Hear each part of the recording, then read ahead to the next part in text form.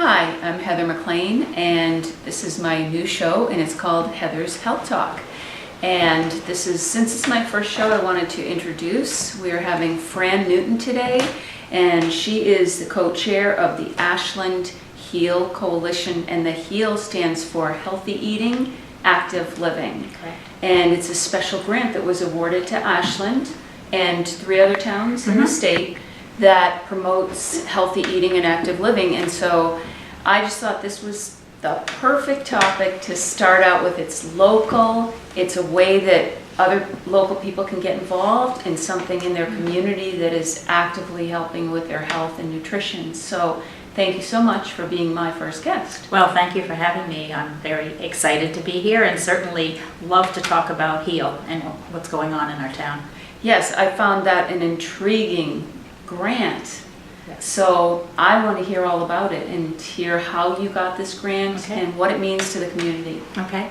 The HEAL group started in about 2008, and our town administrator, Paul Branscombe, heard about the grants that they award every year, and so he put forward an application which included letters of interest and support from a variety of community members. And both my husband and I have a passion for that sort of thing, and so we lent our support to it. And we were one of 4 communities in New Hampshire that got this award this year. It's a 2-year grant, about $10,000 over the course of 2 years. Nashua, Laconia, and Berlin were the other communities that got the award. And everybody's application was somewhat different, and their focus in each community is somewhat different. Ashland is the smallest of the communities, so we're really focusing on the entire town, whereas in Nashua and Laconia, they're focusing on perhaps certain neighborhoods where they can make an impact. The goal is to implement really policy changes in the town. It's a way to make it easier for residents to have access to healthier food and to make better choices and to be aware of what good active living can do for you. So the process is that the first year you develop a lot of planning, data gathering, so that you can come up with at least one healthy eating and one active living strategy over the course of the 2 years. So we've spent a lot of time gathering data. We've had some meetings where we've done an asset inventory on both our resources for active living, and we're blessed in Ashland being surrounded by lakes and mountains and trails and so forth. And then also identifying all of the eating assets, so it's restaurants, farmers markets, or whatever happens to be available. We'll then take that data to a broader representation of the community, and this is really an important step. On November 1st, we're having a community forum where we're going to bring that data to the community, and we're trying to get broad representation. We want to make sure that the seniors are involved, the youth are involved, various neighborhoods are involved, schools are involved, government, and so forth, so that we get broad input and can come up with some strategies for moving forward that make sense, that are feasible, and hopefully that can continue on beyond the period of the grant. So it sounded kind of easy at the beginning, then we realized that you really need to roll up your sleeves, but it's important. My husband and I are both members of the committee, and we've both been passionate about both of these aspects for a lot of years. So it was a natural fit for us. So we're excited about moving forward. Again, that forum is November 1st. We're going to send out some specific invitations. We're having it at the Booster Club here in Ashland. We'll start with a dinner, hopefully healthy food, and then have a couple of hours with conversations with the community. And we do get an awful lot of support from HEAL New Hampshire, the bigger organization. They've been wonderful in providing a variety of resources for our efforts. Well, I can understand why this is much more of an undertaking than one would think from the very beginning. Being a nutritionist, that's my real day job. I do have my master's degree, which I forgot to mention in the beginning. However, it's a passion of mine. I also taught dance for over 20 years and own my own studio. So blending of these two things, bringing it into a community to me is something that I just think is the best thing since sliced bread. And drawing people out in a way that they'll come and participate to these things. You have your hands full, and especially such a community that gets so cold and so much snow, and people sort of insulate themselves through the winter. So I am so interested to see what you're going to come up with. I did come up with a few joke suggestions myself. We're open to all suggestions. But you want to hear it? Sure. Okay, so I thought, something seasonal, right? We have to have seasonal Absolutely. activity. So I was thinking of activity. I mean, we can go into food for days and I won't stop talking, but Okay. so we have mud season, right? Absolutely. Okay, so I was thinking we could have the mud season slide relay. Okay, and relay. I love It's it. basically you get over it and get in it.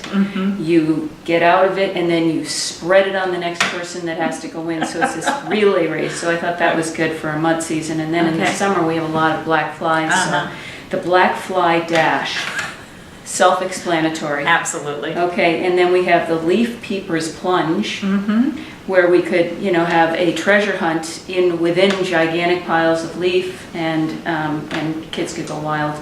And then, of course, I thought of a 007 theme in the winter, when they have those races on the skis and they're shooting with paint guns. But that could be a little bit, too ambitious on my part. But, I'm thinking of you guys. Well, I appreciate it, and I will definitely take those suggestions back to the community and see how they fly. Thus far, we really have implemented one activity that we hope will continue. It's not going to be the activity, but we've been having a lot of fun. We do a Sunday morning walk with Paul Branscombe, our town administrator. We have T-shirts with Walk with Paul on the back. And there's a group of us that meets up every Sunday morning, mostly weather permitting. My husband and I are tougher than some of them. But we meet down at the town beach, and there's about a 2.5 mile loop. It goes up Route 3, through the covered bridge up Route 3, and then back down River Street. And we walk at a variety of paces. Some of us lead the pack. I've actually run it a couple times. Ooh, that's great. That's good. We've had up to 16 people and occasionally a dog, and we're trying to broaden it, but I've noticed that as the weather's gotten colder, the crowds have gotten a little smaller. But we've talked about a number of things because we want to continue this kind of activity through the winter. And we've talked about snowshoeing, and my husband and I both ski, but I'm not sure we're going to get a lot of takers for that. But there's a lot of opportunity, I think. I think the walking is probably one of the most stable things you can do. Absolutely. Stable, especially when you have people in a community who just get to know each other. I mean, what a better way? You end up chit-chatting the whole time. I tell you. It is Learned incredible. a lot. Yeah. It's taking care of some town business. It's been very valuable. Yeah, I couldn't agree more. Maybe you should have like a hot cocoa stand, in the beginning and the end, to kind of give people... Well, we've been trying to talk River Edge Marina into, putting a little coffee shop in that marina, that we would take advantage of it every Sunday morning, but I haven't convinced them to do that yet. Coffee and walking, you get me there. If I lived closer... We'll keep you posted, Heather. If we Okay. manage to get that, I'll definitely give you a call. Thank you. It's open to more than just Ashland residents. We've actually had a couple politicians walking with us as a campaign mechanism, but That's interesting. yeah. Okay, now how about this? Healthy eating is actually a little bit tougher than it sounds. It's very tough. I mean, from personal experience, I believe in healthy eating, but we're getting a sign over here. I believe in healthy eating, but it's sometimes difficult to eat the right things. There's a lot of choices out there that aren't really good. We eat out of our garden all year, and so it's easier for us to have access to healthy food.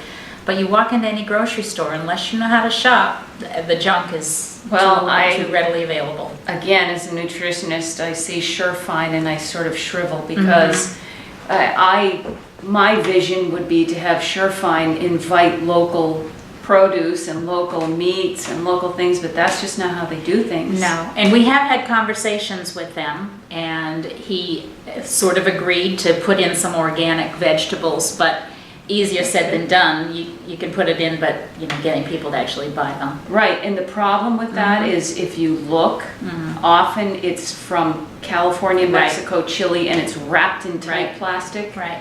and it's sitting next to the conventional produce that's laying out there, you know, beautifully because they are afraid no one's going to buy their organic produce. So then I don't buy that produce. Right. I don't buy it. But we had in mind originally a farmer's market, Yeah. and my husband has done extensive research into it, and that was, again, more complicated than we originally thought. We reached out to a number of vendors, and everyone said, oh yeah, sure, but when it came right down to it, they're overcommitted. And after doing all the research, he realized that really to plan a farmer's market, you need to start like in January. We Right. had visions of getting it started in June, and that just didn't happen. Another option that we're looking into, and I think is a lot more viable, and it would both add to healthy eating and active living, is a community garden. I know that. I get a lot of exercise going out and doing yard work and working in the garden. I think I've lost weight just by doing that. So we've talked to a number of people. We have some master gardeners in town. We've had people who had farms. So I think that might be an option that we're going to seriously consider. Again, everything will depend on community feedback. We're not going to dictate to the town what needs to be done. But we're kind of excited about the possibility of a community garden, because even the kids, if we did it with the school, they're much more likely to eat a carrot if they've grown it. That's I've right. noticed that with my own grandchildren. Yep. So, And you can grow them non-GMO. yes, absolutely. There's the other subject, right? Absolutely. We've had conversations with Alex Ray about putting healthier choices, or at least caloric content, on some of his menu options for the common man. So we have had conversations with our local businesses as well, and hopefully we'll get them on board in some way. Okay, well, those are all good suggestions. Next, it's the school lunches. Yes, yes. Do you have anything to We do, actually. We haven't been involved, but we do have a program of healthy snacks in our school. I'm very proud of that one. Our school nurse is actually on our committee, and they do have healthy snacks at our school, and kids need to get used to it.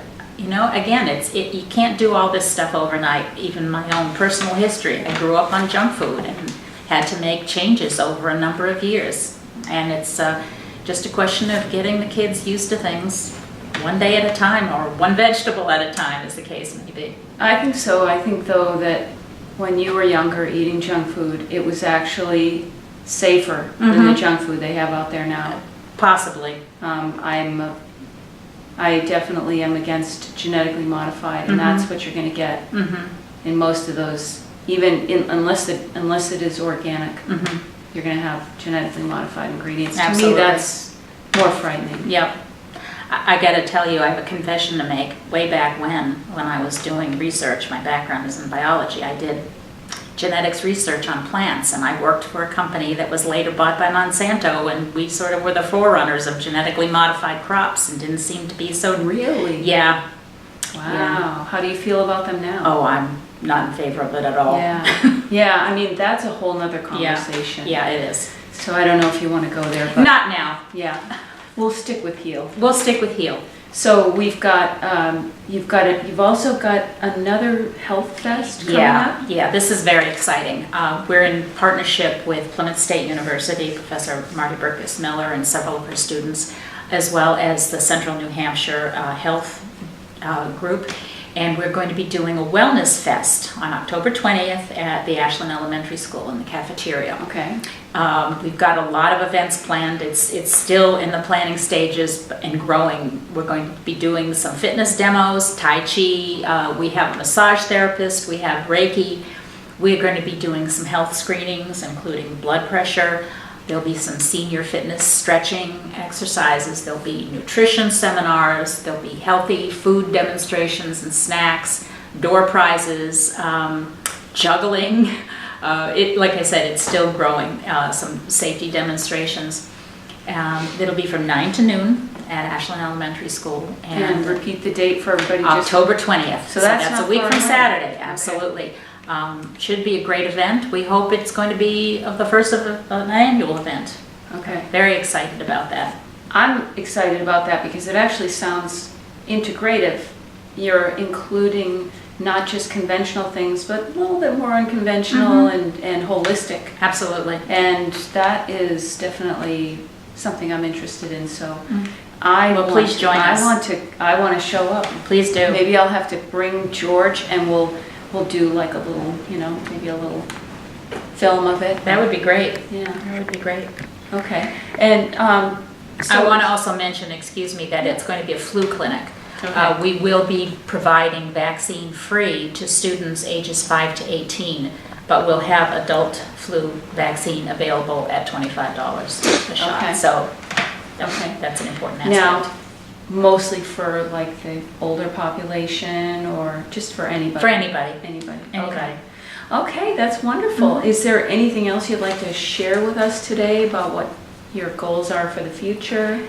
As I said, the goals are going to be really dependent on getting input from the town. It is my personal goal that we'll get broad input. This will be much more exciting and rewarding if we engage a large number of the town residents. So that's my push. Any way we can get them involved is better for everybody. Okay, and that would be, they can have that input on November 1st, you were saying? November 1st. And maybe tell them one more time where you want to have it. And It's going to be at the Booster Club here in Ashland, and it starts at 5:30. We will have a dinner. We're going to be asking for RSVPs because we'll need to know how many are coming. Okay. And people can contact me directly at fnewton1@roadrunner.com if you're interested in coming. But again, at 5:30 we'll have a dinner, and then at 6 o'clock we'll have conversations with as many people that come. We'll probably break up into focus groups, and again, the discussion will be facilitated by the HEAL New Hampshire folks that have been working with us. Okay, so we have a couple of events coming up for HEAL, and it's October 20th. We'll have the Wellness Fest. Yeah, Wellness Fest, and then November 1st you can have public input to help them with their program and their grant. And if you have any more questions or things that you would like to ask me on the air or have me answer your questions, nutrition or otherwise, you can go to heathershealth@gmail.com, or you can go to my blog at heathershealthtalk.com. And so if you have any questions for me to give to Fran as well, or you missed some of this, just go ahead and write to me, and I would love to answer your questions. Great. Thank you so much for Thank coming you, today, Heather. or having us into your beautiful home. Oh, thank you. Lovely sitting next to this fire. Yeah, I'm sorry to say we need a fire now, but I guess, the thing about New England is if you don't like the weather, wait a minute, and I'm afraid winter's coming. My husband's all excited, it's ski season. I need some more summer. I'm going to sit next to the fire with you. That's fine. Thank you, and we'll see you on the 20th. Absolutely, thanks, Heather.